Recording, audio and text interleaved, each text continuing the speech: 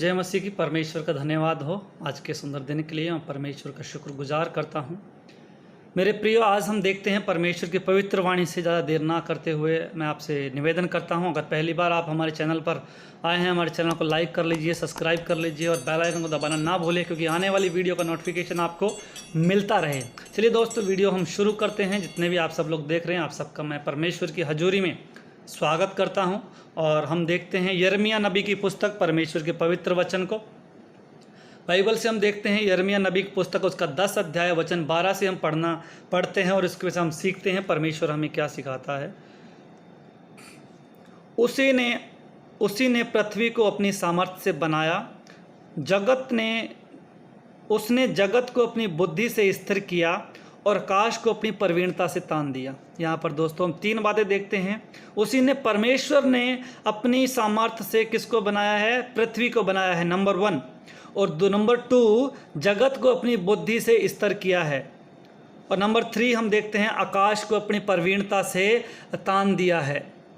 यहाँ पर 3 बातें देखते हैं। पहले वचन में 12 में, यिर्मयाह नबी की पुस्तक उसका 10 अध्याय का 12 वचन मैंने पढ़ा कि एक वचन में 3 बातें हैं। पृथ्वी को बनाया है, परमेश्वर ने हमारे लिए बनाया है, जिससे हम सब्जियां लेते हैं, अनाज लेते हैं, फलदार बहुत सारे फल लेते हैं, पेड़ पौधे को जो भी हम देखते हैं उससे हमें हवा मिलती है, ऑक्सीजन मिलती है। वो पृथ्वी को बनाया है, तब पृथ्वी को बनने के बाद में ये सब चीज़ें आई हैं, पैदा हो रही हैं, हमें मिल रही हैं, अपने हम जीवन को व्यतीत कर रहे हैं, हम प्राप्त कर रहे हैं, हमें उनसे लाभ को हम ले रहे हैं उस पृथ्वी से। परमेश्वर ने वो बनाया है, नंबर 1। इसलिए हमें परमेश्वर की आराधना करनी चाहिए। परमेश्वर की आराधना क्यों करनी चाहिए?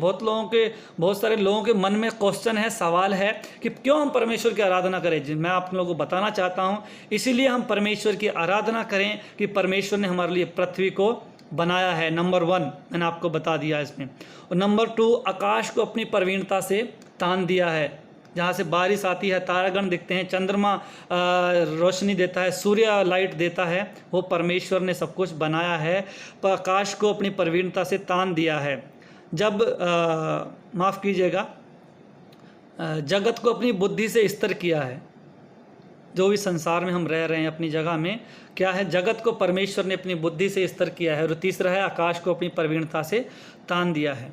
और वचन 13 में हम देखते हैं, जब वह बोलता है तब आकाश में जल का बड़ा शब्द होता है और पृथ्वी की छोर से वह कोहरे को उठाता और वर्षा के लिए बिजली चमकाता और अपने भंडार में से पवन चलाता है।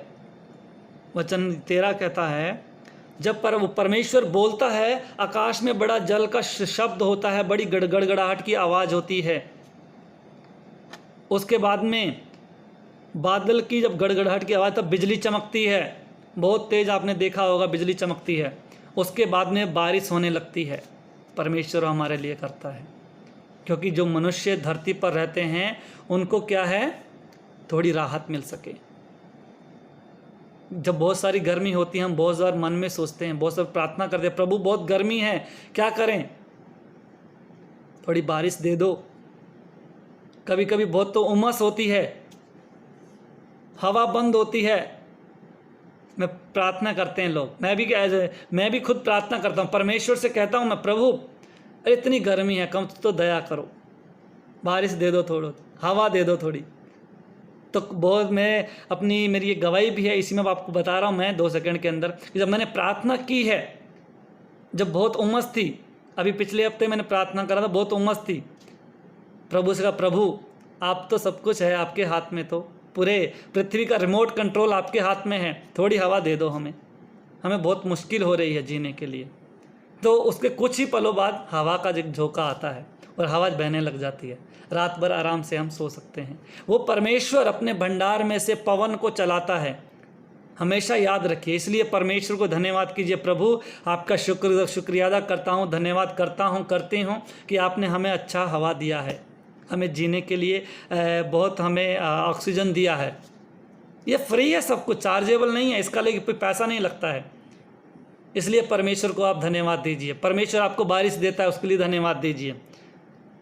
परमेश्वर ने आपको पृथ्वी दिया, जिससे आप अनाज लेते हैं, सब्जियां लेते हैं और फल लेते हैं, पेड़ पौधों की छांव लेते हैं, लकड़ी लेते हैं। वो परमेश्वर ने इस पृथ्वी को बनाया है, इसलिए परमेश्वर का आप धन्यवाद कीजिएगा। परमेश्वर ने इस संसार को रचा है, इसमें कोई दो राय नहीं है। बाइबल में हम स्पष्ट देख सकते हैं, मैं आपको पढ़ के भी बता देता हूँ। उत्पत्ति उसका 1 अध्याय,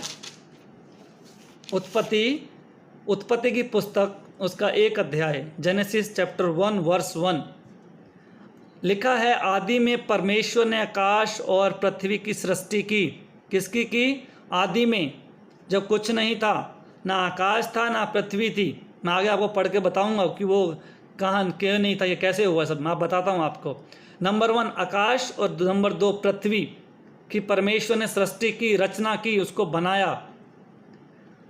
और दूसरा वचन कहता है पृथ्वी बेडोल और सुनसान पड़ी थी।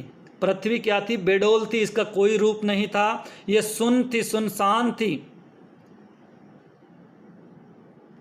और आगे लिखा है गहरे जल के ऊपर अंधियारा था। क्या था? गहरा जल।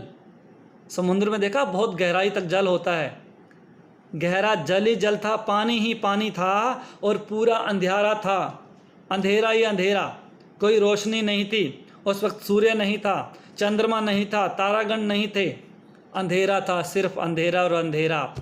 उस वक्त तक कुछ भी नहीं। अभी पृथ्वी की क्या कहते हैं कि पृथ्वी और आकाश को बनाया है, और क्या है, उसको रूप मिलेगा, फिर उजाला हो जाएगा। परमेश्वर दिन को बनाएगा, रात को भी बनाएगा।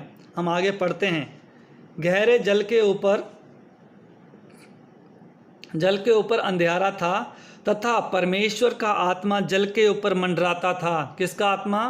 परमेश्वर का आत्मा गहरे जल के ऊपर मंडराता था। आपका मेरा नहीं, आप और मैं उस वक्त नहीं थे, वो यहोवा परमेश्वर था। और यहाँ पर देखते हैं वचन 3 में, तब परमेश्वर ने कहा उजाला हो, तो उजाला हो गया। और परमेश्वर ने उजाले को देखा कि अच्छा है। परमेश्वर ने कहा, शब्द से बना ये सब चीज, शब्द से। अभी आपको ये तो वचन में ऐसे कैसे हो सकता है? ऐसे ही है। यूहन्ना रचित सुसमाचार उसका 1 अध्याय का 1 वचन में इस प्रकार से लिखा है, आदि में वचन था। क्या था? आदि में वचन, ये वही है। 1 वचन में पढ़ा ना, आदि में परमेश्वर ने आकाश और पृथ्वी की सृष्टि की, आकाश को बनाया आदि में। और यूहन्ना भी क्या कहता है? यूहन्ना रचित सुसमाचार में आदि में वचन था। आदि में क्या था? वचन। परमेश्वर का धन्यवाद हो, स्तुति हो।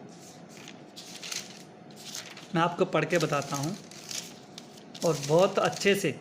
आदि में वचन था, और यहाँ पे क्या लिखा है? आदि में परमेश्वर ने आकाश और पृथ्वी की सृष्टि की। यूहन्ना 1:1 में लिखा है, आदि में वचन था और वचन परमेश्वर के साथ था। कौन था? वचन। वचन परमेश्वर के साथ था, वही वचन मैं पढ़ रहा हूँ जो, वो वचन क्या था? परमेश्वर के साथ में था, और वचन परमेश्वर था। वचन क्या है? परमेश्वर है। ये जो शब्द है, जो ये वचन पढ़ रहा हूँ, ये परमेश्वर है। वचन मैं अपनी तरफ से नहीं कह रहा हूँ, बाइबल हमें सिखाती है। वचन परमेश्वर था, पास्ट की बात कर रहा था। यही आदि में परमेश्वर के साथ था। सब कुछ उसी के द्वारा उत्पन्न हुआ, और जो कुछ उत्पन्न हुआ है उसमें से कोई भी वस्तु उसके बिना उत्पन्न नहीं हुई। अभी आपको समझ में आया? सब कुछ उसी के द्वारा उत्पन्न हुआ। किसके द्वारा? परमेश्वर के द्वारा। मैंने बताया ना, आकाश और सृष्टि की किसने की? परमेश्वर ने उत्पत्ति की।